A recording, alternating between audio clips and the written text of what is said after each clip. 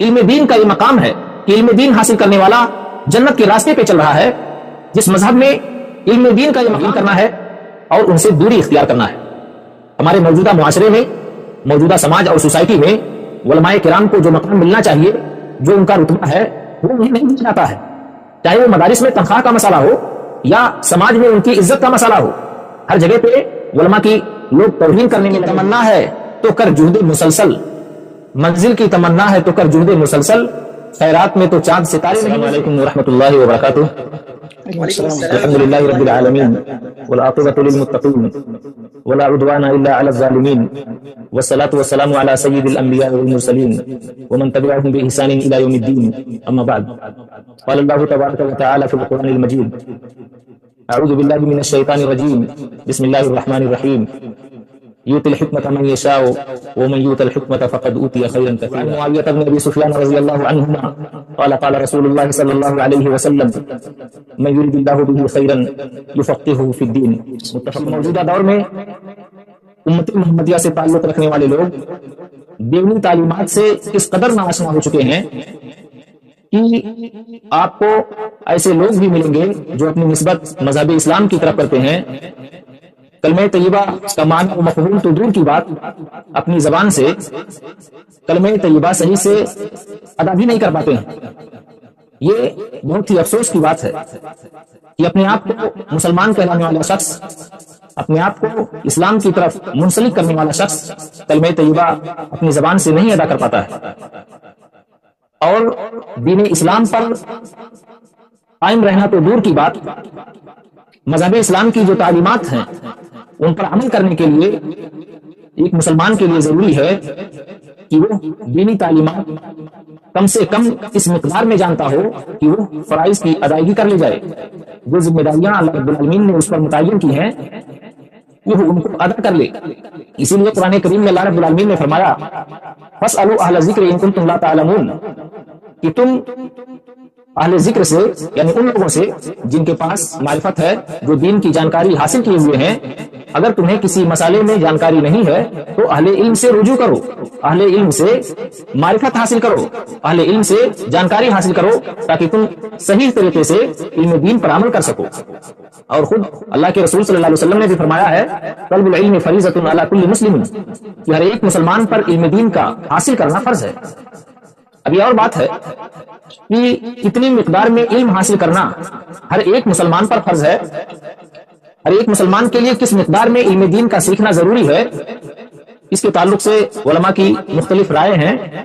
ان میں سے میں آپ کے سامنے دو رائے ذکر کرتا ہوں کہ اتنی نمبر ایک، اس مقدار میں علم دین کو حاصل کرنا ہر مسلمان پر واجب ہے کہ مسلمان اپنے عقائد کو درست کر لیں اور تمام عبادات کو، چاہے ان کا تعلق طہارت سے ہو، نماز سے ہو، روزہ سے ہو، حج سے ہو، زکوٰۃ سے ہو، غرض ایک ہی، جتنی قسم کی عبادتیں ہیں ان تمام عبادتوں کے بارے میں جانکاری حاصل کرنا ہر ایک مسلمان پر لازم اور ضروری ہے. اسی طریقے سے جن کاموں کے کرنے کا حکم اللہ رب العالمین نے قرآن مجید کے اندر دیا یا اللہ کے آخری رسول جناب محمد رسول اللہ صلی اللہ علیہ وسلم نے اپنی احادیث میں دیا ہے، یعنی عوامر کی معرفت حاصل کرنا تاکہ ہم ان کو انجام دے پائیں. جن کاموں کے کرنے کا حکم اللہ یا اس کے رسول صلی اللہ علیہ وسلم نے دیا ان کی جانکاری حاصل کر لیں، اور جن کاموں سے اللہ اور اس کے رسول نے منع کیا ہے ان کی بھی معرفت حاصل کرنا ہر ایک مسلمان کے لیے لازم اور ضروری ہے.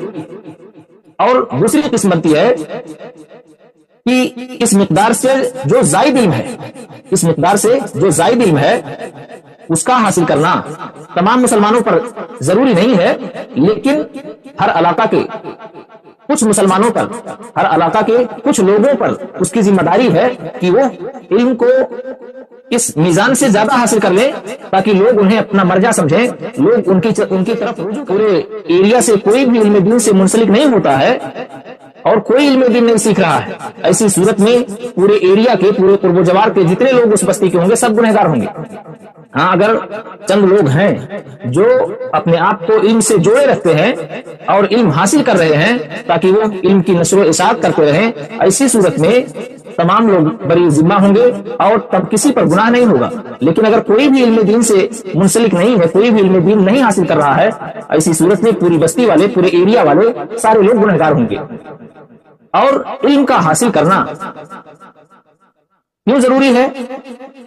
اس لیے کہ اگر ہم عبادت کرنا چاہتے ہیں، کوئی بھی نیک کام کرنا چاہتے ہیں، تو اس کے بارے میں جانکاری ضروری ہے. اور علم سے لیس ہونا، عالم ہونا، یہ خیر کی بات ہے، سعادت کی بات ہے، خوش نصیبی کی بات ہے. اللہ رب العالمین نے فرمایا یؤتی الحکمۃ من یشاء، کہ اللہ رب العالمین جسے چاہتا ہے حکمت و دانائی عطا کرتا ہے. ومن یؤت الحکمۃ فقد اوتی خیرا کثیرا، اور جسے حکمت عطا کر دیا گیا اسے بہت ساری بھلائیاں دے دی گئیں.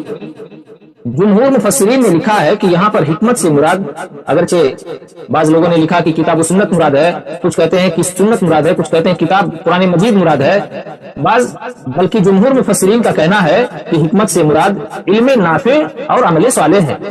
یعنی کتاب و سنت کی جو تعلیمات ہیں وہ حکمت سے مراد ہیں. غرض یہ کہ جس بھی شخص کو اللہ رب العالمین حکمت سے نواز دے، دانائی سے نواز دے، ایسا شخص گویا کہ اسے بہت ساری بھلائیاں دے دی گئیں. اور خود اللہ کے رسول صلی اللہ علیہ وسلم کی بہت پیاری حدیث ہے. معاویہ بن ابی سفیان رضی اللہ تعالیٰ عنہما کہتے ہیں اللہ کے رسول صلی اللہ علیہ وسلم نے فرمایا میں یرید اللہ بہ خیرا یفقہہ فی الدین، کہ اللہ رب العالمین جس کے ساتھ بھلائی کا ارادہ کرتے ہیں اسے دین کی سمجھ، دین کے بارے میں معرفت، دین کے بارے میں اسے جانکاری عطا کرتے ہیں. یہ متفق علیہ روایت ہے، صحیح بخاری کے اندر 71 نمبر، صحیح مسلم 1037 نمبر کی حدیث ہے. اس طرح کی آپ کو میں فضیلت کے تعلق سے یا اہمیت کے تعلق سے علم دین کے زیادہ گفتگو نہیں کرنا چاہتا. میں آپ کو اس کے اسباب کی طرف لے جانا چاہتا ہوں کہ آخر جس مذہب میں علم دین کا یہ مقام ہے کہ علم دین حاصل کرنے والا جنت کے راستے پہ چل رہا ہے، جس مذہب میں علم دین کا یہ مقام ہے کہ جس کے نبی کی نبوت کی سلسلہ کی پہلی کڑی غار ہرا سے اقرا کے ذریعہ شروع ہوئی، اور مذہب اسلام جب سے آدم علیہ السلام کو اللہ رب العالمین نے زمین پہ پیدا کیا، بلکہ جب پیدا کرنے کا ارادہ کیا اسی وقت سے علم کا مقام و مرتبہ بلند ہے. اور جب علم کا مقام بلند ہے تو جو اس کے حاملین ہیں ان کا بھی مقام و مرتبہ بلند ہے. لیکن ان ساری چیزوں کے باوجود، ان فضائل اور ان اہمیت کے باوجود لوگ دینی تعلیمات سے دور کیوں ہوتے جا رہے ہیں؟ لوگ دینی تعلیمات سے جڑ کیوں نہیں رہے ہیں؟ آخر اس کی وجہ کیا ہے؟ علماء نے بہت سارے وجوہات کا ذکر کیا ہے، جن میں سے کچھ میں آپ لوگوں کے سامنے ذکر کرتا ہوں کہ کون سے وجوہ ہیں جن کو علماء نے ذکر کیا ہے. نمبر 1، آخرت سے بے رغبتی اور دنیا کی طلب. آخرت سے بے رغبتی اور دنیا کی طلب، یعنی ایک مسلمان آخرت سے میدان محشر میں حساب و کتاب کا جو ماجرا پیش آئے گا، اللہ رب العالمین میدان محشر میں جو میزان قائم کریں گے، گویا کہ اس سے بے خبر ہے ایک مسلمان، آخرت کو بھلا بیٹھا ہے، آخرت کے لیے اپنے اعمال کو نہیں انجام دے رہا ہے، آخرت سے غافل ہو چکا ہے، اس لیے وہ دنیا کی طلب میں لگا ہوا ہے، جس کے بارے میں اللہ رب العالمین نے فرمایا یعلمون ظاہرا من الحیات الدنیا وہم عن الآخرۃ غافلون. یہ لوگ ظاہری دنیا کو جانتے ہیں لیکن آخرت سے غافل ہو چکے ہیں. ایک مسلمان آخرت سے غافل ہی ہے، ورنہ اگر اسے آخرت کے دن پر صحیح اور کامل یقین ہوتا، جنت اور جہنم کے بارے میں اس کا کامل یقین ہوتا، آخرت میں وہ جنت حاصل کرنا چاہتا، تو یقین مانیے کہ وہ ایسا شخص دینی تعلیم سے دوری نہیں اختیار کرتا. دوسری چیز یا دوسرا سبب جس کی وجہ سے لوگ دینی تعلیمات سے دور ہو رہے ہیں، وہ اسلامی تعلیمات اور اس کی اہمیت سے عدم واقفیت ہے. یعنی لوگوں کو، معاشرے میں بسنے والے لوگوں کو مذہب اسلام کی جو تعلیمات ہیں، جو دینی تعلیم ہے، اس کی اہمیت کیا ہے، اس کا مقام و مرتبہ کیا ہے، اس کی معرفت نہیں ہے، جانکاری نہیں ہے. لوگ علم دین کا مرتبہ ہی نہیں جانتے ہیں. اگر وہ علم دین کا مقام و مرتبہ صحیح معنوں میں جان لے تو ایسی صورت میں علم دین سے ضرور جڑیں گے. لیکن لوگ غافل ہیں آخرت سے اور اسلامی تعلیمات کی اہمیت سے بھی ناواقف ہے، نا آشنا ہے، انہیں اس کی معرفت یا اس کی جانکاری بھی نہیں ہے. تیسرا سبب جس کی وجہ سے لوگ مذہب اسلام کی جو مقدس تعلیمات ہیں، جو دینی تعلیمات ہیں، اسے دور ہو رہے ہیں، وہ کچھ لوگ ایسا سوچتے ہیں کہ اسلامی تعلیم حاصل کرنے کے لیے ایک محدود عمر ہے، یعنی بچپنے میں 20 سال 25 سال 30 سال تک ہم اسلامی تعلیمات کو حاصل کر سکتے ہیں۔ اسی طریقے سے اس کے لیے مخصوص جگہ ہے کہ ہمیں مدرسہ میں جانا پڑے گا، تب ہم اسلامی تعلیمات کو حاصل کر پائیں گے۔ لیکن اسلامی تعلیمات کو حاصل کرنے کے لیے آپ کو، جن کو بھی یہ شک ہے یا جو بھی یہ سوچتے ہیں کہ عمر کا تقاضا ہے کہ اب ہم 40 سال کے ہو گئے 50 سال کے ہو گئے ہم اسلامی تعلیمات کو نہیں حاصل کر سکتے ہیں، آپ صحابہ کی سیرت کے بارے میں اپنے علماء سے پوچھیں۔ صحابہ کرام نے کس عمر میں اللہ کے رسول صلی اللہ علیہ وسلم کے ہاتھ پہ اسلام قبول کیا اور کس طرح سے انہوں نے دینی تعلیمات کو سیکھا تھا۔ میرے بھائیوں، نہ تو عمر کی کوئی قید ہے علم حاصل کرنے کے لیے، پوری زندگی انسان پڑھتا جائے لیکن علم کا سلسلہ ختم نہیں ہوگا۔ چوتھی چیز ہے یا چوتھا سبب جس کی وجہ سے لوگ اسلامی تعلیمات سے دور ہوتے جا رہے ہیں، وہ سستی اور کم ہمتی ہے۔ یعنی ایک مسلمان سستی کا شکار ہے، کاہلی کا شکار ہے اور بزدلی کا شکار ہو چکا ہے، اس کے اندر کم ہمت ہے، لوگوں کی سختیوں کا سامنا نہیں کر پا رہا ہے۔ اور پانچویں چیز جو اسباب میں علماء نے ذکر کیا ہے وہ ہے علم دین کا اٹھایا جانا علامات قیامت میں سے ہے۔ علم دین کا اٹھایا جانا علامات قیامت میں سے ہے، یعنی علم دین سے لوگ دور ہو رہے ہیں، کہ بار علماء کی وفات ہو رہی ہے اور اس طرح سے لوگ دینی تعلیم سے دور ہوتے جا رہے ہیں۔ اللہ کے رسول صلی اللہ علیہ وسلم نے کہا تھا، انس بن مالک رضی اللہ عنہ کی حدیث ہے، ان من اشراط الساعۃ ان یرفع العلم، قیامت کی نشانیوں میں سے ہے کہ علم کو اٹھا لیا جائے۔ پوری حدیث میں تفصیل سے ذکر نہیں کرنا چاہتا، وقت بہت محدود ہے۔ عرض کرنے کا مطلب یہ ہے کہ یہ قیامت کی نشانی ہے کہ لوگ علم دین سے کم جڑیں گے۔ آخری وقت جب آئے گا، علم دین اٹھا لیا جائے گا، علماء کی وفات ہو جائے گی، تو ایسی صورت میں علم کم ہو جائے گا۔ یہ اللہ کے رسول صلی اللہ علیہ وسلم کی پیشین گوئی ہے۔ نمبر 6، چھٹا سبب جس کی وجہ سے لوگ دینی تعلیمات سے دور ہو رہے ہیں، وہ علماء کی توہین کرنا ہے اور ان سے دوری اختیار کرنا ہے۔ ہمارے موجودہ معاشرے میں، موجودہ سماج اور سوسائٹی میں علماء کرام کو جو مقام ملنا چاہیے، جو ان کا رتبہ ہے، وہ انہیں نہیں دیا جاتا ہے۔ چاہے وہ مدارس میں تنخواہ کا مسئلہ ہو یا سماج میں ان کی عزت کا مسئلہ ہو، ہر جگہ پہ علماء کی لوگ توہین کرنے میں لگے ہوئے ہیں۔ الا من رحم ربی، کچھ لوگ ایسے ہیں جو علماء کی توقیر بھی کرتے ہیں، لیکن علماء کرام خود دینی تعلیمات سے، آپ کہیں گے کہ اگر جو علماء ہیں یہ ساری باتیں جانتے ہیں، اس کے باوجود پھر وہ کیوں دینی تعلیمات سے دور ہوتے جا رہے ہیں؟ اس کا بھی سبب ہے کہ لوگ، ایک تو علماء کرام کی جو عزت ہونی چاہیے، ان کا جو مقام و مرتبہ ہونا چاہیے، وہ نہیں دے رہے ہیں۔ دوسری چیز، اس سبب کی وجہ سے لوگ ذہنی مشقت اور ذہنی پریشانی کا شکار ہوتے ہیں۔ ایک عالم دین جو اپنے بچے کو پڑھا رہا ہے مسجد یا مدرسے میں، اور اسے خود عالم دین کو 5 سے 7 ہزار روپے ماہانہ ملتے ہیں، وہ اپنے بچے کو مسجد یا مدرسے میں پڑھا رہا ہے، اس کی کم ہمتی اس میں آئے گی، وہ ذہنی دباؤ کا شکار ہوگا، اپنے بچے کو مجبوراً اسے دینی تعلیمات سے دور کرنا پڑے گا۔ کہ کیوں؟ اس لیے کہ پڑھنے کے بعد وہ کہاں جائے گا؟ پھر اس کا بھی یہی حسر ہوگا کہ اسے بھی 7-5 ہزار کی نوکری مل جائے گی۔ لیکن میں آپ سے کہنا چاہتا ہوں کہ علماء کرام کے مقام کو، ان کے مرتبہ کو پیسے سے نہیں تولا جا سکتا ہے۔ یہ اور بات ہے کہ لوگ اس کی وجہ سے بھی ذہنی دباؤ کے شکار ہوتے ہیں اور دینی تعلیمات سے دور ہوتے جا رہے ہیں۔ لیکن میں علاج بتاتا ہوں۔ اللہ رب العالمین نے نبی کریم صلی اللہ علیہ وسلم کو کون سی چیز طلب کرنے کا حکم دیا، کس چیز کی زیادتی طلب کرنے کا حکم دیا؟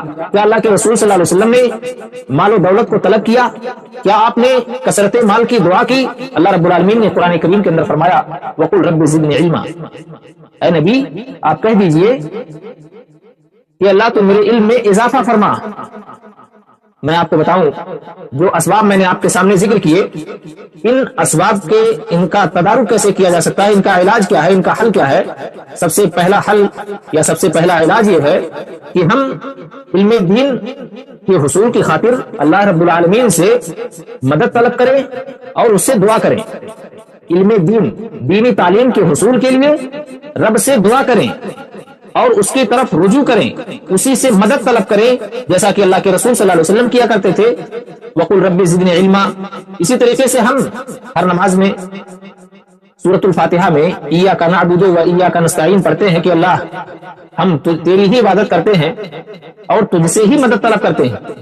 ہمیں اپنی تمام پریشانیوں کے باوجود اللہ رب العالمین کی رحمت پہ، اللہ رب العالمین کے کرم پہ بھروسہ کرنا چاہیے اور اللہ رب العالمین سے علم طلب کرنا چاہیے، دینی تعلیم، دینی علم کے لیے دعا کرنا چاہیے۔ لیکن میرے کہنے کا مطلب یہ نہیں ہے کہ ہم صرف دینی تعلیمات سے جڑ جائیں اور دنیاوی تعلیمات سے دور ہو جائیں، بلکہ دینی تعلیمات کے ساتھ ساتھ یعنی جو واجبی ضروری اشیاء ہیں ہماری زندگی کی یا دین پر جمے رہنے کے لیے جو چیزیں ہمارے اوپر لازم ہیں ان کو ہم سیکھ لیں، اس کے بعد ہم دنیا کا کوئی بھی علم حاصل کریں، مگر اللہ رب العالمین کی معرفت کو، قیامت کے میدان کو، جنت اور جہنم کو اپنے سامنے رکھ کر کے ہم پھر دوسرا علم حاصل کریں۔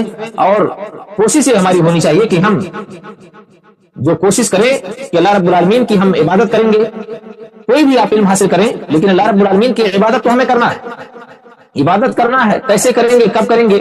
جب آپ کو دینی تعلیمات حاصل ہوں گی، جب آپ اسلامی تعلیمات سے لیس ہوں گے، تب پھر آپ عمل کر پائیں گے۔ دوسری چیز کہ ہم کو بلند ہمتی کو اپنانا ہوگا، جہد مسلسل کرنا پڑے گا، محنت کرنا پڑے گی علم دین کے حصول کے لیے یا دنیاوی علوم کے حصول کے لیے۔ کیونکہ منزل کی تمنا ہے تو کر جہد مسلسل، منزل کی تمنا ہے تو کر جہد مسلسل، خیرات میں تو چاند ستارے نہیں ملتے۔ اگر ہم کو دنیا کے اندر اور آخرت میں کامیابی چاہیے تو ہم تمام لوگوں کو محنت کرنا پڑے گی، لگن سے کام لینا پڑے گا، شوق اور جذبہ سے اسلامی تعلیمات کو سیکھنا پڑے گا، تب جا کر کے ہم اسلامی تعلیمات کو حاصل کر سکتے ہیں اور اپنی زندگی میں نافذ کر سکتے ہیں۔ تیسری چیز جو علاج کے طور پہ ہم ذکر کر سکتے ہیں وہ یہ ہے کہ ہم سلف صالحین کی سیرت کا مطالعہ کریں۔ ایک مسلمان کم ہمتی کا شکار ہو چکا ہے، وہ مصائب کا، مشکلات کا سامنا نہیں کر پا رہا ہے، اس کے سامنے مختلف قسم کی دشواریاں اور پریشانیاں ہیں، تو ایسے شخص کو سلف صالحین کی سیرت کا مطالعہ کرنا ضروری ہے۔ خود اللہ کے رسول صلی اللہ علیہ وسلم کی زندگی کا مطالعہ کریں، آپ دیکھیں کہ نبی صلی اللہ علیہ وسلم نے اپنی دعوتی مشن میں کتنی تکلیفیں اٹھائی ہیں، کتنی مصیبتیں اٹھائی ہیں۔ آپ کے بعد آپ کے صحابہ کرام نے کس قدر تکلیفوں کا سامنا کیا، مذہب اسلام کی نشر و اشاعت کے لیے ہی نہیں بلکہ حصول علم حدیث کے لیے، نبی صلی اللہ علیہ وسلم کی احادیث کی معرفت حاصل کرنے کے لیے بھی صحابہ کرام نے بہت محنت کی ہے۔ ابو ہریرہ رضی اللہ تعالیٰ عنہ کے بارے میں آتا ہے کہ آپ طلب حدیث کے لیے ہمیشہ اللہ کے رسول صلی اللہ علیہ وسلم کے ساتھ لگے رہتے تھے، اور دیگر صحابہ کرام بھی اللہ کے رسول صلی اللہ علیہ وسلم سے، یہاں تک کہ بعض صحابہ کرام باری باری اللہ کے رسول کی مجلس میں حاضر ہوا کرتے تھے اور ایک دوسرے تک اسلامی تعلیمات کو یا اللہ کے رسول صلی اللہ علیہ وسلم کی حدیث کو پہنچا دیا کرتے تھے کہ آج اللہ کے رسول صلی اللہ علیہ وسلم نے ہمیں یہ تعلیم دی ہے۔ اور آپ کے بعد آپ دیکھیں ائمہ نے، محدثین نے علم دین کے حصول کے لیے صرف ایک حدیث حاصل کرنے کے لیے مدینہ سے دمشق تک کا سفر کیا ہے۔